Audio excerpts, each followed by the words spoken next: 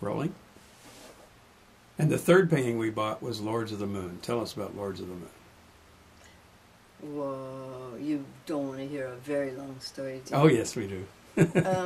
When I was a very little girl, I went to stay with a cousin in my family in around San Diego, and I got to sleep in the cousin's room, and they had windows that reflected the moonlight on the window frames. And I looked out and I saw the moon, and I never forgot that sight. It was so magical. I'd never seen moonlight come raging in the window and making everything magic, and I just never forgot it.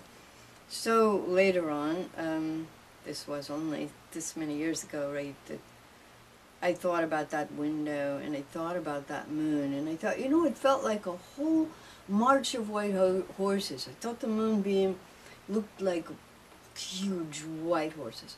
And so then there was a little boy that approached who wanted to be in the painting, and so I went to his house. I told his mom, I have this idea. I want him to be asleep on his bed, and I want all the horses and all the lords to come down from the moon to make his life full for the rest of his life, to bless him with the gifts of wisdom and magic and valor and everything. And I said, I have to have like castles. And she says, well, his dad is Sammy Hagar, and he has been taken to the concerts that Sammy's given in castles, and he had been given far too expensive oil paintings of beautiful castles in his bedroom. This is funny that he had all that, right? Then I asked all my friends to come over, and I went to the costume shop where I was friends, and they set me up with about 30 costumes that I brought home, and everyone fit everyone I wanted to as though they'd been sewn for them. And then we all got together and had a little dinner party in costume, and everyone was allowed to give the little boy one gift for his life. So they each chose the gifts, and there's one gal who was on a TV series who was up on the windowsill who wanted to give him a heart with wings. And the little girl wanted to give him a rose, and another one wanted to be the jester. And all of the friends offered him things. One, dressed as a wizard, wanted to give him the gift of wisdom. So the painting came about magically in every which way, and actually suggests to us that there's nowhere that magic is not. And magic is the love and spirit that's all around us all the time.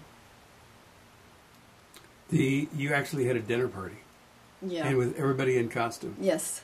All those people came, so we see, those are the people we see there. Yes. So the little boy, why was he so blessed? Oh, well, that little boy had been reading, you know. He wanted to be pure and sincere and true. And he had been reading all about astrology and astronomy and being a warrior, you know, a wizard.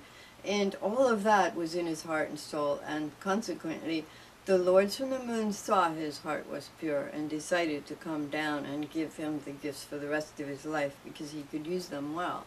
Because he was on a quest. He was on a quest. Right, and so those were the gifts that came down. Great story. It was. Great story. And there's more to that story, too, because